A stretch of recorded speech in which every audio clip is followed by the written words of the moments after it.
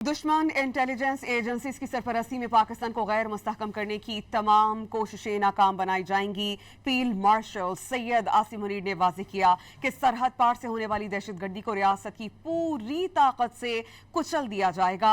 ISPR के मुताबिक field marshal ने नेशनल डिफेंस यूनिवर्सिटी का दौरा किया, जहां उन्होंने national security and war course के ग्रेजुएटिंग अफसरान से खिताब किया।